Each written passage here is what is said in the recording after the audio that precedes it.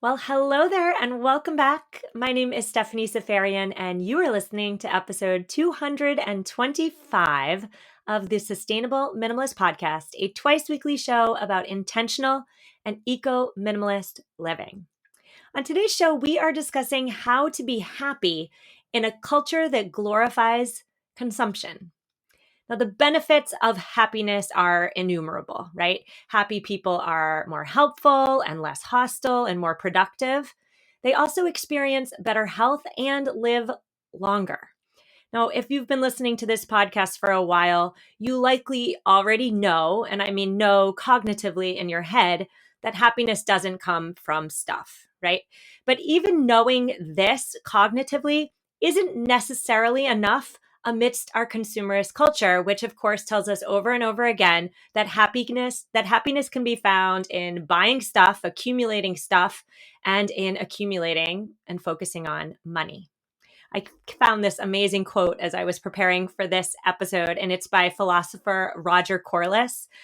Roger says, trying to be happy by accumulating possessions is like trying to satisfy hunger by taping sandwiches all over your body. I love it. So today, my guest and I are discussing what science says about how each of us can be a little bit happier today, tomorrow, and into 2022. Today, I am speaking with Julia Szpor. She is the host of the Being Better podcast, which is a show about how we can all become happier, healthier, and wiser versions of ourselves. Julia, I am so excited to talk to you today all about happiness. Why don't you tell us who you are and what the Being Better podcast is all about? Sure. So, hi everyone. I am Julia and I'm currently in Poland and I am a blogger and a host and I host the Being Better podcast and it's about all the things and all the ways in which we can all become happier, wiser, healthier, and in the feed of the podcast you can listen to solo episodes in which I talk about different practices and experiments that I do on myself and just talking about different scientific research regarding right being just better, more well.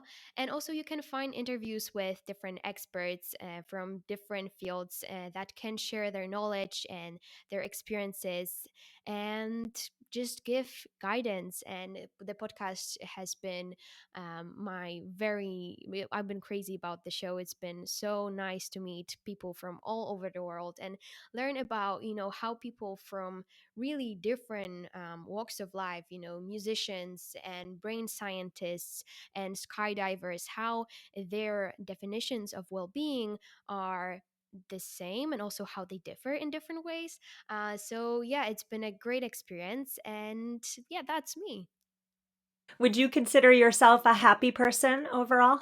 I would say I am, but it's really hard for me to decide whether it's because from nature, from genes, I'm a happy person, or is it because of the practices? Because I started this show because well-being and happiness and wanting to be healthier is something that I'm extremely passionate about, and I try all of these different practices, and I put a lot of effort into making and building habits that are good for me.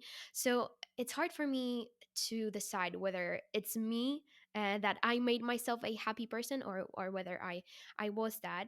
But I would say on a general basis, I have I take a lot of satisfaction from the little things in life. Well, I think what you're talking about there is gratitude. And we're going to definitely talk about gratitude later because science says that learning how to be grateful and learning how to acknowledge and appreciate the little things is one of the best ways that we can all become a little bit happier. But before we get there, let's talk about some common mistakes that the average human on planet Earth makes when they try to be happier.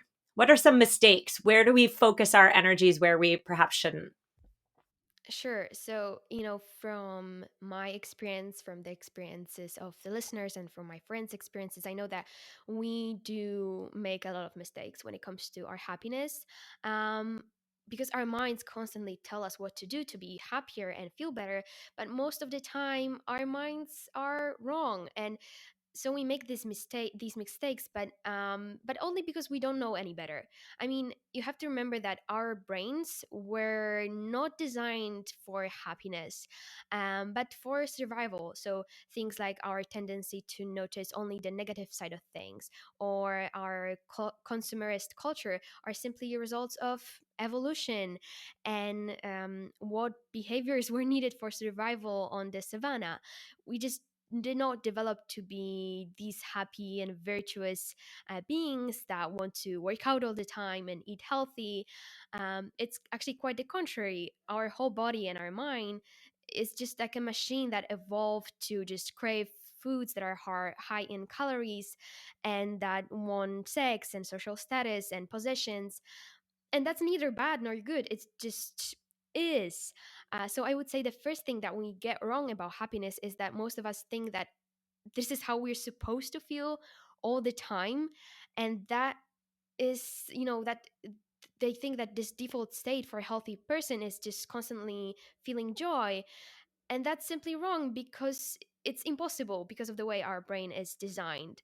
And we will always crave more food and more possessions and more social validation. And the way the brain works is that when you don't get these things, you feel down, you feel sad. But this is not bad. We need to experience these low moments as well, just to appreciate the good ones. And beating ourselves up for not being happy is just counterproductive. It's going to make you feel even worse. So, yeah, please, to all the listeners out there, remember that your brain did not develop to be happy. That's the hard truth. But the good news is that we can train ourselves to be happier. And this is just there's just some practice that we have to do, and I'm sure we're going to talk about that later on. But we can unlearn these tendencies of ours and biases, because yeah, it's just happiness is not needed exactly for survival. So this is something that we need to think about, because I think there's a lot of pressure out there to be that these happy people, especially in the age of social media. uh, but yeah, first of all, happiness shouldn't be the default state. Right. What you're saying there is that, we are hunter gatherers in our DNA, and being happy is not going to ensure survival. But accumulating food supplies actually just might. So, yes, we're not, happiness is not going to keep us alive, right? And so, if we're not feeling happy all the time, then there's nothing wrong with people who aren't happy all the time or ever. Happiness is not the default state. Yeah, I would actually say that there's something wrong with people who are happy all the time, because this is actually not normal. And yeah, when it comes to like misconceptions and mistakes, I think another thing that we get wrong, is, again, because of the way we evolved, is that social validation and money and positions will make us happy. So that actually is true, but only to a certain extent. So one of my personally favorite psychological studies is the research done by Danny Kahneman about the relationship between annual income and happiness. So in that study, what they have done is distinguish two types of happiness, which I think is very helpful. One was life evaluation, and the other was emotional well-being.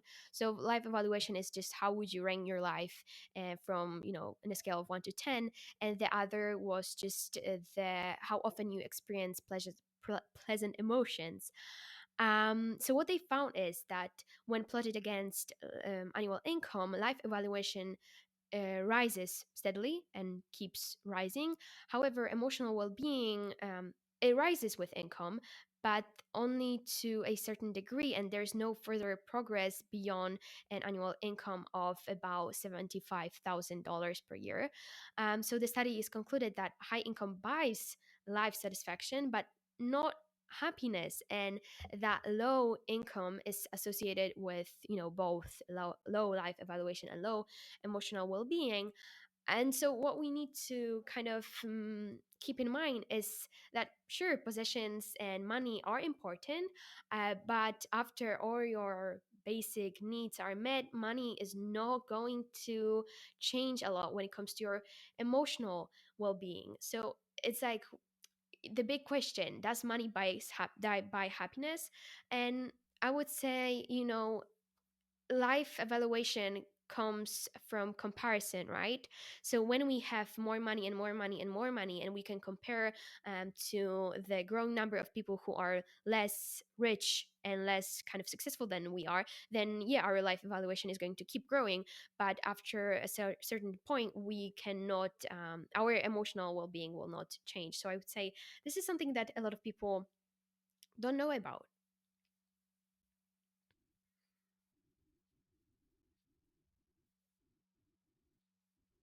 I mean, it's all interconnected, like this law of diminishing returns and also the hedonic adaptations effect. There are a lot of different factors that play out in here, but definitely, yeah, it does.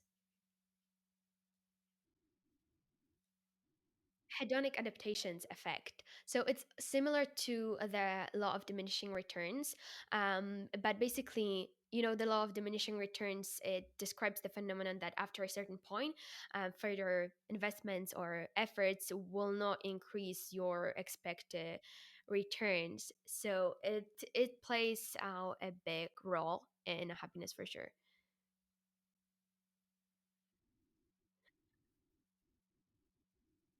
Yeah, so the hedonic adaptation is similar. It's also called the hedonic treadmill, and it basically, it's that we have this default state of happiness, and you can, like the treadmill, you can keep walking and walking and walking, but you're not gonna move as much because we get used to things. So it's like, you will, for example, let's say about money, right? So you're gonna earn a your first $1,000, and it's gonna be super exciting, but when you earn another, another thousand, it's not gonna change much. And it's like we adapt to certain types of, well, I would say the kind of bumps in your happiness levels. And then we come back to that default state because we cannot simply be feeling, ecstasy all the time. That's just biologically impossible. Yeah, it's like for anybody listening who has ever gotten a new car or a new watch, and we're really excited about a new car or a fancy new watch. At the beginning, there's a little bump of happiness, but over time, that happiness level levels out, and that car is just your car and that fancy Rolex watch is just your watch. So I think we've done a real good in this first part of this conversation of talking about, well, what we've already kind of know cognitively, which is that stuff and money uh, doesn't provide the euphoric bliss that our consumerist culture tells us it will. In the second part of this conversation, Julia, I really want to transition into what are some what are some takeaways? What are some little habit tweaks that we can all enact in our daily lives to become more happier? We're going to become happier. I found it to be extremely interesting as I was researching for this episode to learn that happiness is about 50% genetics and 50% lifestyle habits. So, fun fact here for anybody listening, that our genetics do come into play when we talk about happiness, and optimistic extroverts tend to be happiest. Optimistic extroverts, that's me. I don't know if I'm necessarily happier than you or anybody else, but if happiness is 50% genetics, then that means that 50% of our happiness is within our control. So let's start there. What does science say are some quick, easy, free ways that we can increase our own happiness levels? So, actually, the good news is that there are multiple ways in which we can kind of make our lives a bit better and more pleasant. And the first one is just to start a gratitude practice, because I think it's well known that we mostly focus on the bad things. It's actually called the negativity bias, and it's very prevalent in human psychology. So in order to kind of overcome the negativity bias, what we need to do is practice gratitude and kind of make sure that we notice all the good things in life. And again, if you focus on the bad things and the drama and that it's raining and that your arm hurts, again, it's not your fault. It's just how we evolved, because like when you were on a savanna, it wasn't kind of important to notice that the berries taste great, but it was actually important to think about the threat that maybe a lion is going to jump out of this berry tree. So this is why we kind of focus on the bad side of things. And to overcome that natural tendency, what we need to do is build that muscle of gratitude, because I think of it as a muscle, as just like something that we need to train. And when it's strong enough, it's going to become very instinctive, and it's going to be, you're not going to have to think about it. It's going to be as intuitive as breathing. So what you can do is practice the three blessings exercise, which is it's a very quick thing that is very useful, and it's like going to the gym if when it comes to practicing the muscle of gratitude. So what I do personally is in my calendar every day, when I just plan my day, plan my tasks, what I do is write three things that I am grateful for, and that I kind of give thanks to, or something that happened the day before. Just three things, and they don't have to all be like big amazing things. Sometimes you want to be thankful for having a desk, or for having access to clean water. Sometimes you want to be thankful for having great friends and a great partner. Sometimes you want to just be thankful for not having a runny nose because you were sick for the past week. So if you do that every day, then you're not going to have to do it every day. Like this conscious practice is not going to be something that you're going to have to do, because like I said, it's going to become unconscious. You're just going to be a happier person, and you're going to notice the good things in those situations that are not necessarily easy. So I would say that this is like the first big thing that we should all kind of practice in our life, just apart from going to the gym. I'm going to just pause you there and talk about gratitude for a minute. I should say that I am not a particularly grateful person, or at least I wasn't. I'm not a person who stops and appreciates the little things. But at the start of 2021, I started using a new planner, and I do exactly what you do. My planner actually has a section to list, you call them the three blessings, but the planner says three things I'm grateful for. And I should say, research says that when you're choosing your three things every single day to be grateful for, they have to be right then in the moment as you're writing them down. So you can't be grateful that on Friday you get to go out to dinner. It has to be right then and now. And at the beginning, when I first started writing these three things, it was arduous, and it seemed a little lame, and didn't really see any benefit to it. But now I've been doing it for 11 months, and I can say that practicing gratitude in those minutes every morning when I'm filling out my planner, it has trained my brain, right? Your brain is a muscle. The more you practice something, the better you get at it. It has trained my brain to, when I'm out in my real life, I am stopping and I am appreciating the little things, a breeze on my face, my child smiling, these little moments that if we're not paying attention, um, if we haven't exercised the gratitude muscle, we could miss. So I love all of that. Tell me another. What's another thing that we could do? Quick, easy, simple to increase our happiness levels. So, a lot of people talk about living in the present moment, and I would say that this is very important. However, to kind of make that even more effective, what we need to do is let go of the expectations for the present moment. So, what we need to do is remind ourselves that it is only our expectations for how this current present moment should look and feel, combined with our reluctance to accept it for what it is, that cause our unhappiness. So, for example, um, you're not gonna be angry or unhappy when you are stuck in a traffic jam, if you don't have any expectations for what the moment should look like instead.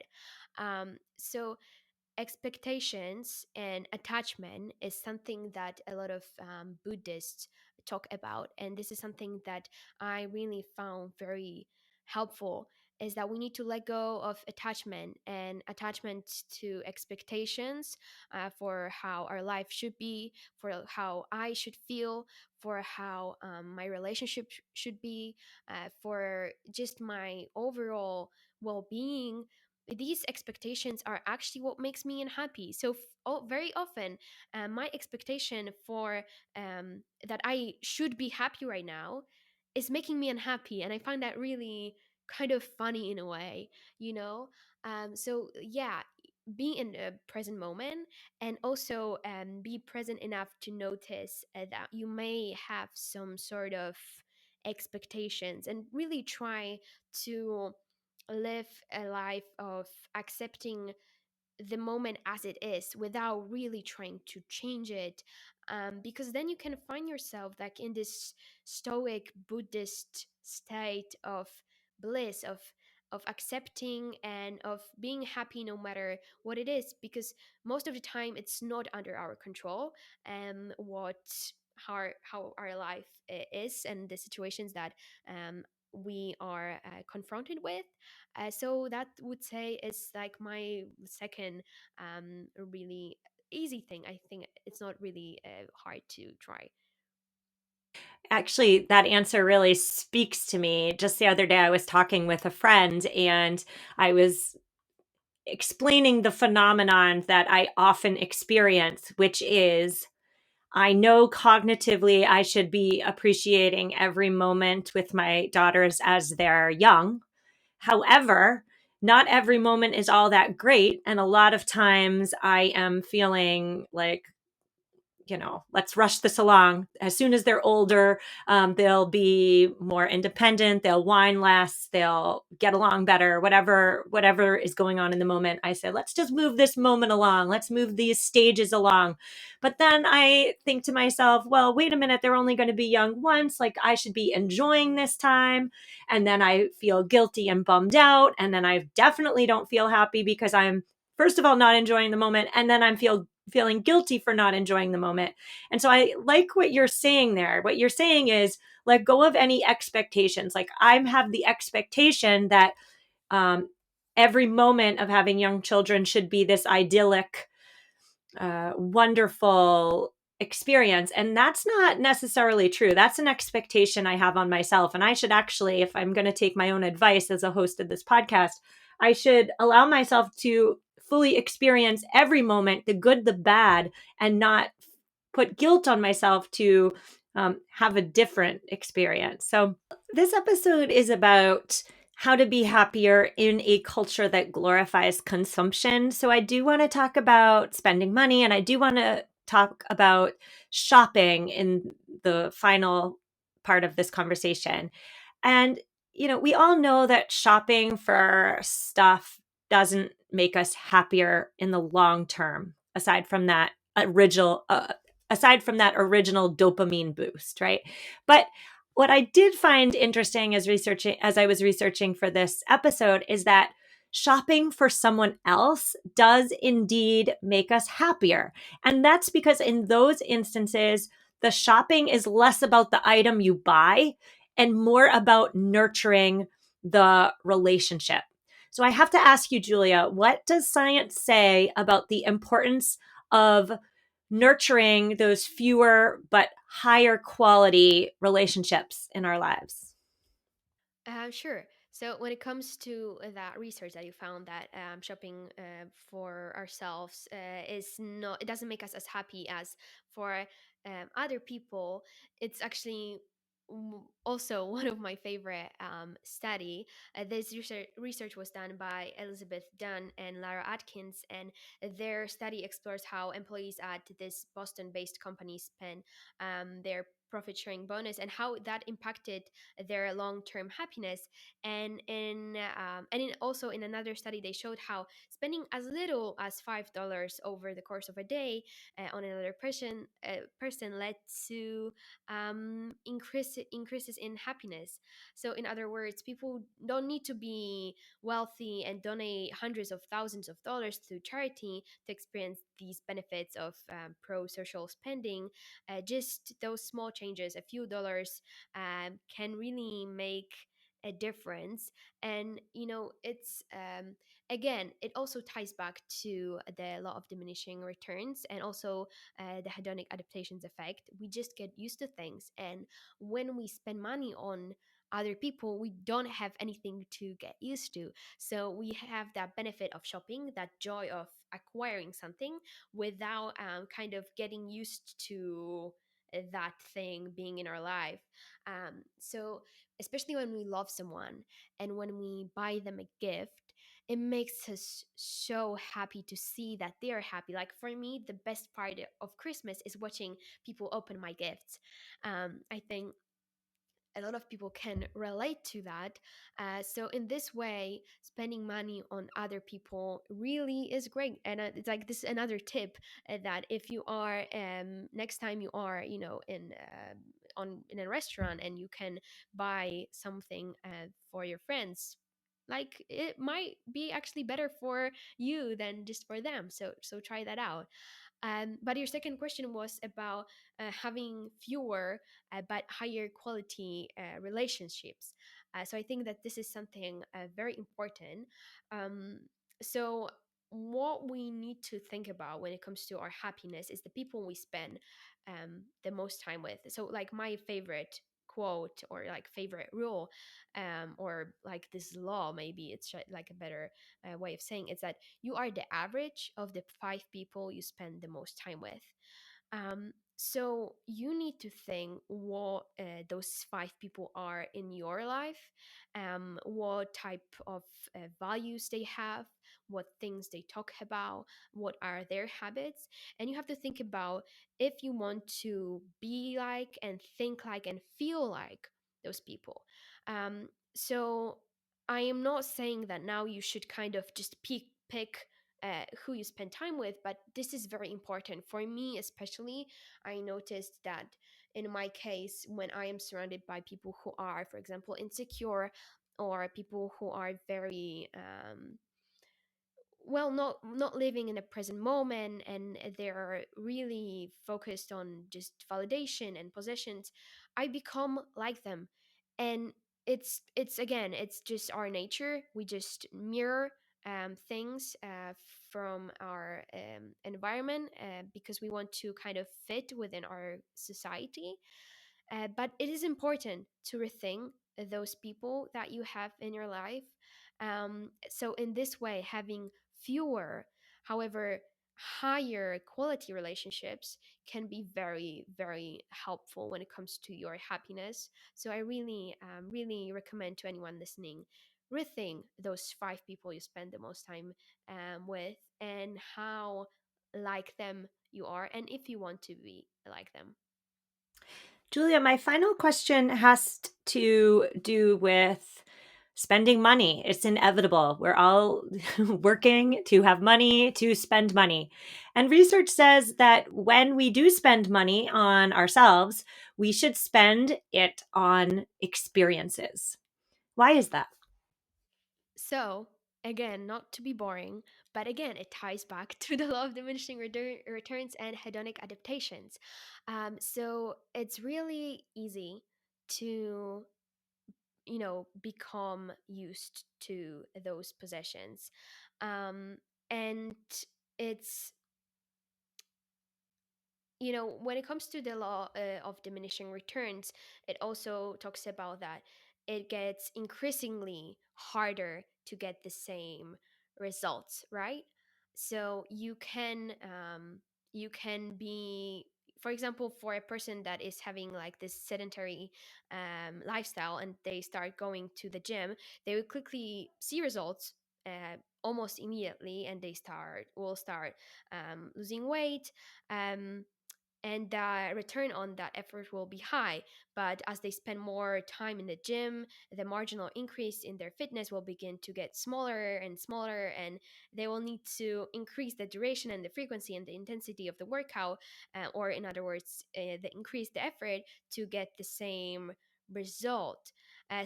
In terms of possession and why consumerism doesn't make us happy, I mean, when you first buy a car, right?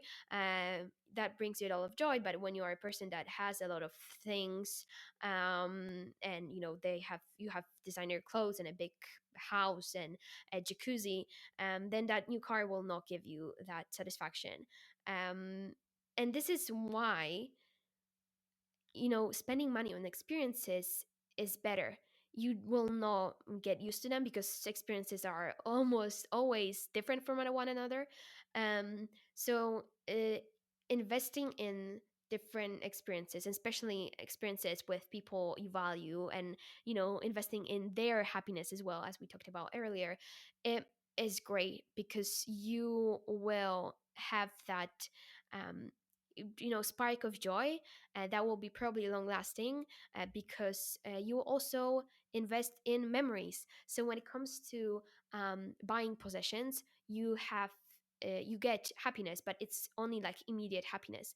But when you invest in experiences, for example, a great trip, like a snowboarding trip with your family, with your friends, then you not only invest in that trip, but you invest also in that relationship first, and then you also invest in having great memories that will come back to you, like on a day.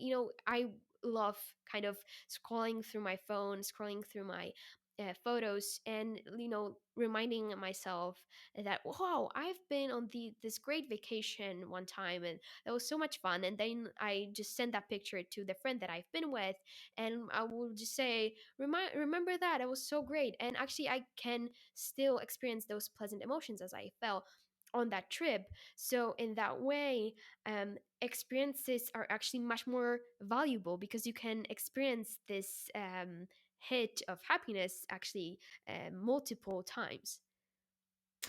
Well, I think that's a great place to leave it. Tell us, Julia, where my listeners can find more of you and find the Being Better podcast. So the podcast is available on all major podcast platforms. The Instagram is beingbetter.pod. We don't have a working website at the moment because it's under construction. But if you have any questions, you can hit me up at podcast.beingbetter at gmail.com. And yeah, it's thank you so much for the conversation. It was so much fun, and thanks so much for the opportunity. Yeah, and for anyone listening, just my parting word of advice is just to um, engage in random acts of kindness. I think it will pay off in the long term for sure, and you can be surprised how just holding door for someone can actually improve your own happiness.